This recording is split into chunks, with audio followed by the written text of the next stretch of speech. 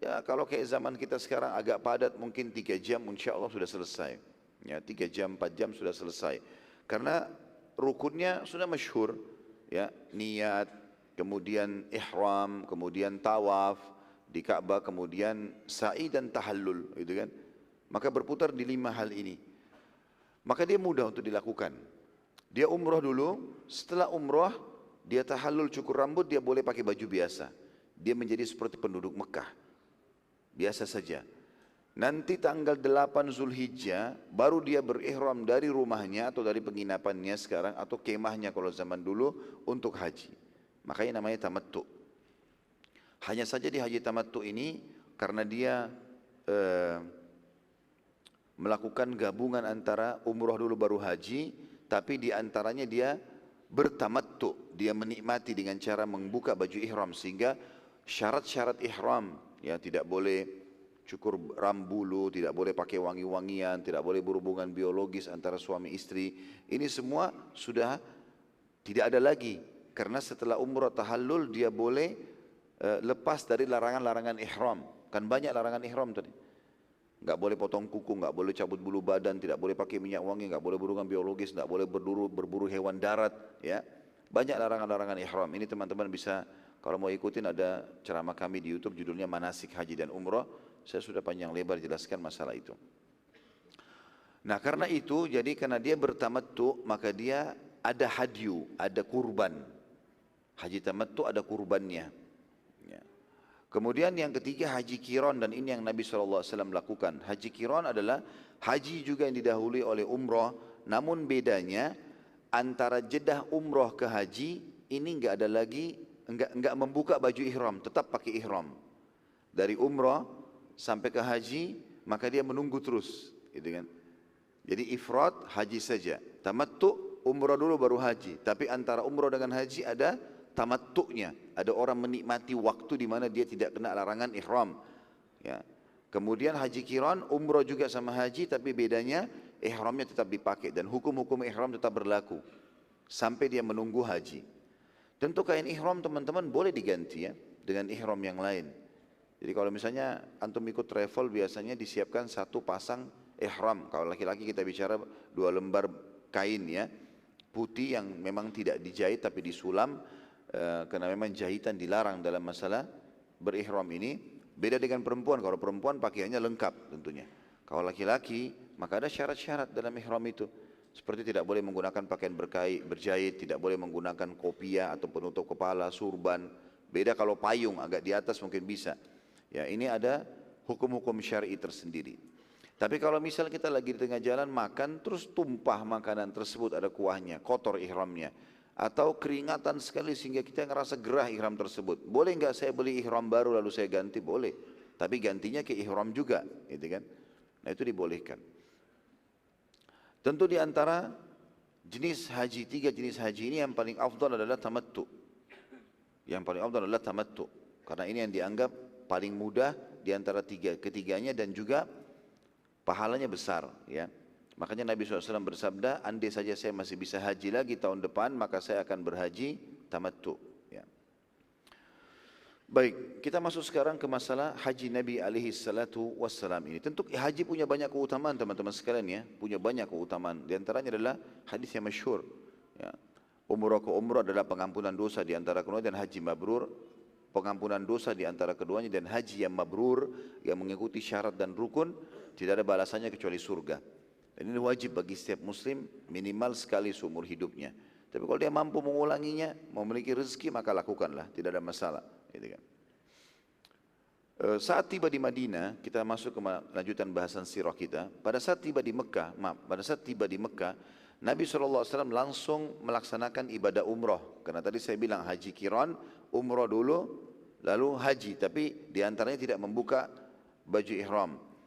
Dan tetap dalam keadaan berihram sampai tanggal 8 Zulhijjah. Jadi cukup lama Nabi SAW menggunakan baju ihram itu sekitar 10 sampai 11 hari.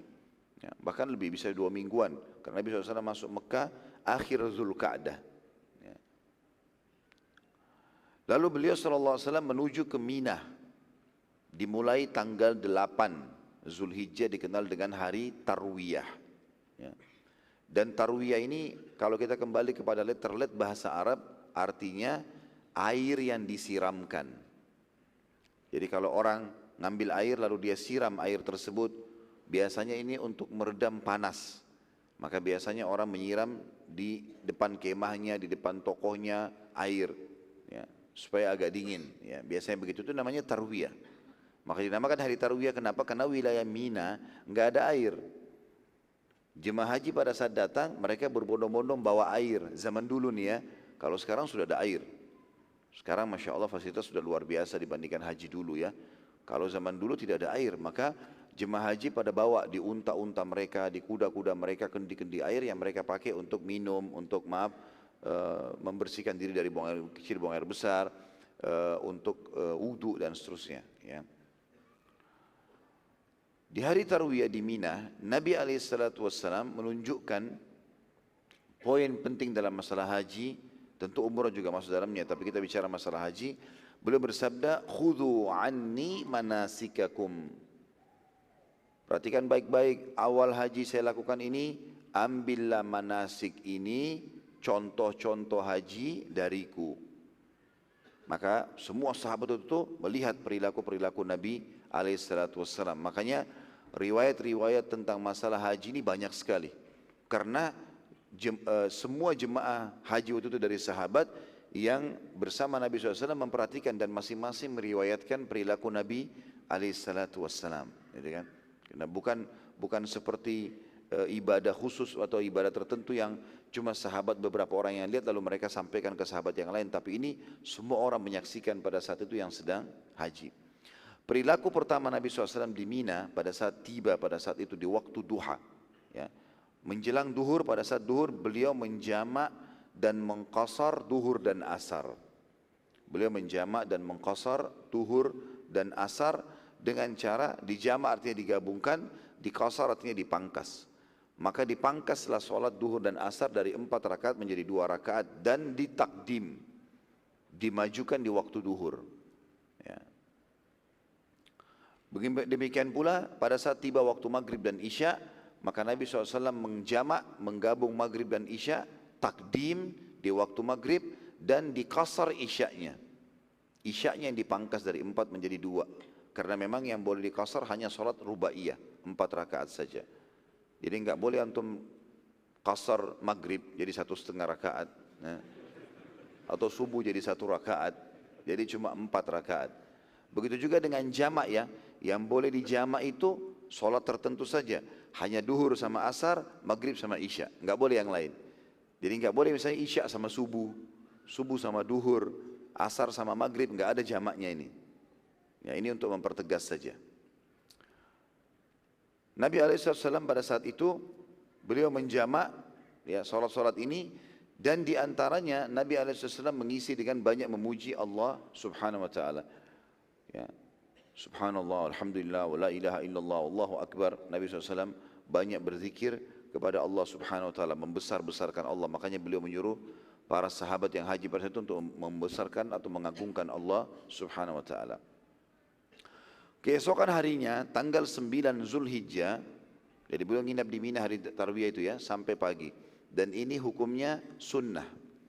Karena Nabi SAW itu tidak wajibkan. Yang wajib mulai masuk tanggal 9-nya Zulhijjah, yaitu hari Arafah.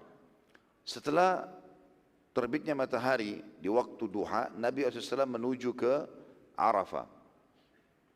Dan di sana beliau tinggal dari waktu duha itu sampai masuknya waktu maghrib. Dan ini dikenal dengan istilah wukuf. Ya, wukuf di Arafah. Wukuf artinya diambil dari kata-kata waqafa yang berarti berdiri, berdiam. Ya. Maka Nabi SAW berdiam di Arafah pada saat itu. Dan Nabi SAW pada saat itu wukufnya di dekat sebuah bukit yang bernama Bukit Rahmah. Bisa orang bilang Bukit Rahmah, Jabal Rahmah. Ya. Biasa orang kita bilang begitu. Lalu Nabi SAW bersabda, ketahuilah, aku wukuf di sini dan seluruh Arafah wilayah untuk wukuf. Artinya tidak harus di sini, nyebar aja nggak apa-apa. Yang penting masih wilayah Arafah. Dan pemerintah Saudi sekarang memberikan pelang-pelang besar. Kalau terus ini awal Arafah, di ujung sana itu akhir Arafah. Maka kita tidak boleh keluar dari lokasi itu. Dan harus di dalam Arafah wukufnya. Kalau di luar Arafah malah tidak diterima hajinya. Karena Nabi SAW mengatakan dalam hadis Bukhari Muslim, Al-Hajju Arafah. Inti daripada haji adalah Arafah itu. Nabi SAW pada saat itu menjamak antara duhur asar sama di kasar duhur asarnya dan ditakdim di waktu duhur. Ya. Kemudian dalam hadis Bukhari juga dijelaskan setelah menjamak duhur dan asar, Nabi SAW keluar dari kemah beliau. Ya. Jadi sudah antara duhur sama asar, sudah mendekati waktu asar, beliau pun keluar dari luar kemahnya, kemudian berdoa kepada Allah Subhanahu wa taala sampai terbenam matahari. Dan ini pelajaran juga teman-teman yang pergi haji, jangan lagi habisin waktu terutama di Arafah dengan ngobrol, sibuk dengan makan dan minum terus ya. Boleh pada saat waktunya lapar atau haus. Ya, sering kita lihat jemaah kita ini, kalau pengalaman saya saja ya, sering kami lihat begitu. Kadang-kadang sibuk karena memang travel siapin ada prasmanan bolak-balik. Makan ini, makan itu, minum ini. Akhirnya nggak ada waktu untuk ibadah ini. Kadang-kadang kalau sudah kenyang apa yang terjadi? Ngantuk. Tidur akhirnya. Ya. Apalagi memang betul kemahnya dulu panas. Sekarang kemah sudah pakai AC semua. Kasurnya tebal-tebal. Tidur. Nanti bangun menjelang maghrib karena sudah jamak duhur asar. Jadi nggak berdoa. Sayang sekali. Sayang sekali. Makanya saya biasa kalau bimbing ini, maka saya isi dengan pengajian. Jadi setelah habis jamak duhur asar, udah makan siang, isi pengajian. Sampai 2 jam, 2,5 jam, 3 jam, baru kemudian kita tekankan jemaah agar ini, waktu ini sampai menjelang maghrib, Nabi SAW berdoa. Dan beliau keluar dari kemahnya, beliau berdoa di tempat yang luas, tujuannya agar para sahabat melihat perbuatan beliau.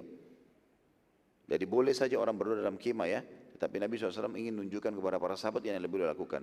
Dan beliau mengangkat tangannya ke langit sampai terbenam matahari. Ya, saking pentingnya itu. Dan kata Nabi SAW dalam hadis Bukhari Muslim yang lain, tidak ada hari-hari yang lebih banyak Allah membebaskan hamba dari api neraka dibandingkan hari Arafah. Memang betul-betul itu hari pembebasan dari api neraka. Setelah terbenam matahari, Nabi SAW menyuruh para sahabat menuju ke Muzdalifah. Ya, menuju ke Muzdalifah. Di malam itu menuju ke Muzdalifah. Dan beliau memerintahkan para sahabat untuk mentakhirkan sholat maghrib dan isya. Jadi kita bahas dari tanggal 8, selalu Nabi SAW jamak takdim. Di tanggal hari Tarwiyah tadi, duhur asar di waktu duhur. Maghrib sama isya di waktu maghrib. Arafah juga duhur asar di waktu duhur. Selalu ditakdim. Khusus malamnya tanggal 9 Zulhijjah menuju ke Muzdalifah ini ditakhir. Beliau terlambatkan. Dan beliau memerintahkan para sahabat untuk menerlambatkan sholat mereka. Sehingga maghrib dan isya dikerjakan di waktu isya. Ditakhirkan, diterlambatkan. Ya, ini sunnah Nabi SAW. Dan itu sekarang Ustaz bagaimana kalau padat, kalau macet. Kita menuju ke Muzdalifah bisa tiba jam 12, jam 1 malam. Apa boleh sholat di Arafah? Boleh. Fatwa ulama mengatakan boleh sholat di Arafah. Tetapi kalau kita mau ikutin sunnahnya, kalau dimudahkan, kita bisa tiba cepat, maka kita boleh mentakhir. Ya. Dulu saya pernah coba pada saat itu, haji yang terakhir, ya, yang saya bimbing, beberapa tahun yang lalu kalau tidak salah, saya lupa ya. Ini yang terakhir waktu itu saya coba, karena memang padat sekali bus-bus, dan jemaah haji akhirnya bertanya masalah ini, bagaimana kita takut terlambat nanti. Baik, sholat. Fatwa ulama sudah membolehkan sholat. Tapi saya coba tunda. Dan memang tiba di Muzdalifah sekitar jam 12 malam karena padatnya gitu kan. Akhirnya saya ambil tikar, saya sholat di dekat bus karena sempat tinggal di Muzdalifah pada saat itu.